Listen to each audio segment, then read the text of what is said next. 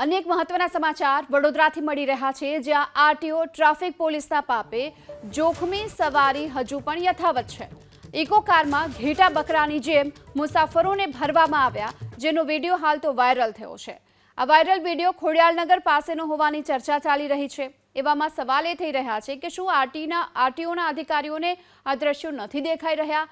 શું આ viral video નથી દેખાઈ રહ્યો? શું વડોદરા ટ્રાફિક પોલીસ ઊંઘી રહી છે? અને જો કોઈ આમાં અકસ્માત થશે તો આખરે જવાબદાર કોણ ગણાશે?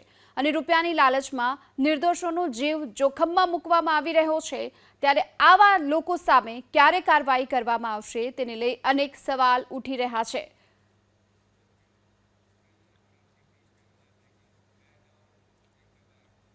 અનેક મહત્વના સમાચાર વડોદરાથી મળી રહ્યા છે, જ્યાં આરટીઓ ટ્રાફિક પોલીસના પાપે જોખમી સવારી હજુ પણ યથાવત છે। ઇકો કારમાં ઘેટા બકરાની જેમ મુસાફરોને ભરવામાં આવ્યા, જેનો વિડીયો હાલ તો વાયરલ થયો છે। આ વાયરલ વિડીયો ખોડિયાલનગર પાસેનો હોવાની ચર્ચા ચાલી રહી છે। એવામાં સવાલ એ થઈ રહ્યા છે કે શું આરટીઓના અધિકારીઓને આ દ્રશ્યો નથી દેખાઈ રહ્યા? શું આ વાયરલ વિડીયો નથી દેખાઈ રહ્યો? શું વડોદરા ટ્રાફિક પોલીસ ઊંઘી રહી છે? અને જો કોઈ આમાં અકસ્માત થશે તો આખરે જવાબદાર કોણ ગણાશે? અને રૂપિયાની લાલચમાં નિર્દોષોનો જીવ જોખમમાં મૂકવામાં આવી રહ્યો છે, ત્યારે આવા લોકો સામે ક્યારે કાર્યવાહી કરવામાં આવશે તેને લઈ અનેક સવાલ ઉઠી રહ્યા છે।